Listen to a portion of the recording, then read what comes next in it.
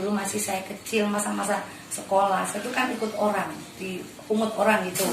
Lah yang mungut saya itu orang janda, dia itu tuh bikin jajan tiap hari di rumah. Lah otomatis saya itu membantu tiap hari. Lah mulai kecil, iya.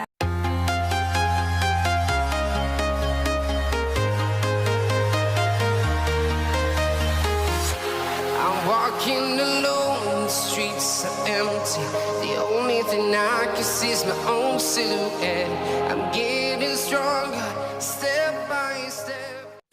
Oke guys, kembali lagi pada aku Tari Sabriana. Sekarang saya tidak sendiri. Ini ada pengusaha yang sekarang berkembang. Hai Ibu, perkenalkan nama Ibu terlebih dahulu dan usaha Ibu sekarang dijalani apa? Ya, nama saya Indra Nasih. Saya punya usaha namanya Ing Bakery. Nah, itu mulai merintisnya mulai tahun 2000. Mengawali punya karyawan tahun 2005. Tahun 2000 sampai 2005 itu proses istilahnya orang belajar berjalan itu merangkak. Karena di awal itu kita nggak punya modal, nggak punya apa-apa. Jadi waktu itu kita cuma benar-benar kerja keras loh. Itu. Nah di saat itu kita mulai punya order. Karena kita itu nggak bisa melayani sendiri, kerja sendiri. Akhirnya kita membutuhkan karyawan. Nah dari situ alhamdulillah tahun 2005 sampai sekarang alhamdulillah masih tetap eksis. Gitu. Hebat banget ya. Iya, alhamdulillah. Dari pihak keluarga dulu itu mendukung apa gimana? Kalau ini sebenarnya ya memang segala sesuatu itu kalau di anak itu kebetulan ya, tidak direncanakan. Itu nggak bisa dipikirkan secara akal. Memang kalau saya dulu itu awalnya sebenarnya saya tuh nggak suka bikin jajan tuh nggak suka karena kan apa ya, kita membutuhkan banyak tenaga yang terkuras, waktu yang terkuras, kita nggak bisa santai kan gitu. Cuman karena dulu masih saya kecil, masa-masa sekolah, saya itu kan ikut orang, dipungut orang gitu. Lah yang mungut saya itu orang janda, dia itu tuh bikin jajan tiap hari di rumah. Lah otomatis saya itu membantu tiap hari.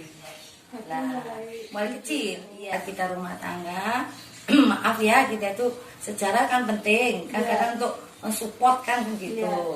Dari saat kita itu berumah tangga karena terbentur dengan banyak tuntutan ekonomi, lah dari situlah kita itu berpikir apa yang harus saya lakukan untuk menambah ekonomi keluarga saya. Gak mungkin lah saya itu akan terus menekan suami ya, kan gitu, akhirnya jadi masalah. Akhirnya saya memutuskan karena saya itu punya sedikit banyak punya keterampilan jajan, cobalah saya kembangkan. Iya, saat itu saya memutuskan untuk mengawali jualan, saya bikin pastel. Karena dengan modal yang minim dan alat yang apa adanya. Lalu kecil-kecil dulu. Ya, cuma waktu itu kita bikin pastel tuh cuman berapa ya, 30 biji. Tapi jalan satu. Alhamdulillah pada saat itu suami saya kan angkatan laut, ditugaskan ke Ambon selama 1 tahun. Nah pada kesempatan itu tiap bulan dari hasil gaji suami saya itu saya sisihkan. Saat suami saya pulang, lebih pulang 1 tahun lah ya, itu saya vakum nggak bikin apa-apa, hanya saya mengumpulkan alat-alat saja. Kan alhamdulillah setelah itu saya tuh bisa bikin berbagai macam kue karena dengan alat yang mulai lengkap gitu. Waktu itu apa ya, kita itu pemasarannya itu karena sarananya itu hanya terbatas, otomatis kita itu nggak bisa mau maju. Karena kalau jualan di jalan raya pakai rombong, kalau kepanasan kuenya rusak ya. Kehujanan tahu sendirilah bagaimana kita pakai rombong kehujanan, kan nggak bisa ya. Nah akhirnya pada suatu saat saya kontrak tempat, alhamdulillah akhirnya bisa apa ya, produksinya itu bisa dinaikkan, jumlahnya dinaikkan, variasinya bisa dinaikkan. Alhamdulillah pemasaran semakin besar. Itu mulai awal pemasarannya sampai sekarang. Kalau saya ingin tahu kira-kiranya pendapatnya berapa?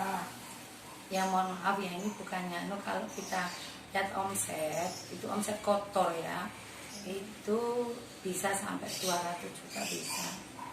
Itu kan omset kotor ya rata-rata ya maju mundur ada 150, 200, kalau dulu sampai 300 bisa dulu. Kalau sekarang udah menurun ya, sekarang seperti dulu. Tapi alhamdulillah lah masih bisa mencukupi tanggung jawab pada karyawan, keluarga. Alasannya ibu buka usaha roti, sedangkan kan usaha kan ya ada yang buka kafe, ada itu. Alasannya apa nih? Oh Kalau ini, saya tahu. kalau kue dasar satu, saya punya basicnya ya sudah ya, pengalamannya sedikit banyak sudah. Terus dua, kalau makanan orang itu setiap detik, setiap waktu pasti akan membutuhkan. Iya. Itu. Jadi apa ya? Cepat perputaran ekonominya. Oke Tante, sekarang saya ingin tahu cara pembuatannya kue.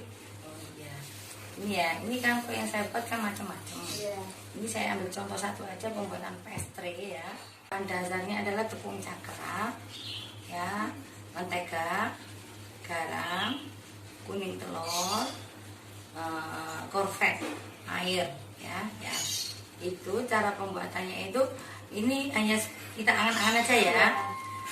Tepung kita masukkan ke bowlnya itu, ya. Ada yang untuk pengaduan.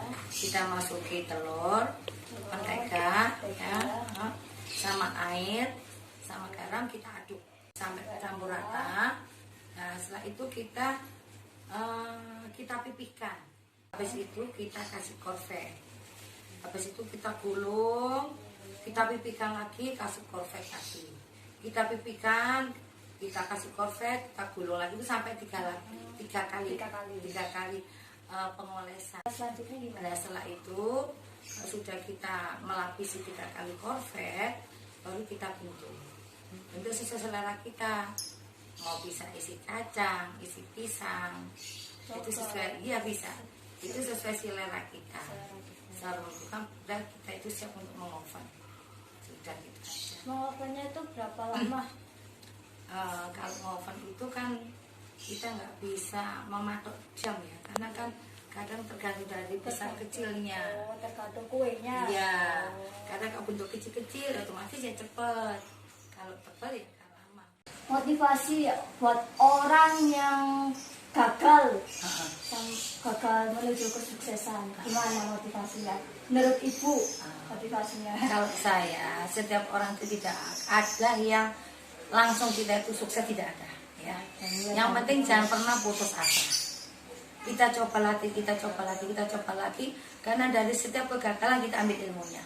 Apa itu kekurangan saya? Kesalahan saya apa? Jangan kita itu setiap ada kegagalan, kita selalu terus kita murung diri, kita putus asa.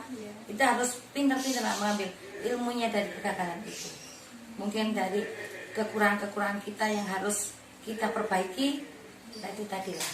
Kalau bagi saya, jadi kegagalan itu jadikan suatu ilmu untuk memperbaiki kualitas hidup kita. Berarti harus yakin pada diri kita sendiri. Iya, gitu.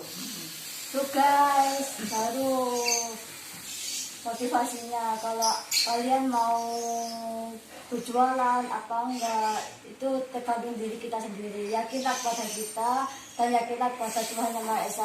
Oke guys, itu akhir wawancara kita hari ini. Tunggu video selanjutnya. Jangan lupa like, comment, subscribe. See you next time. Bye.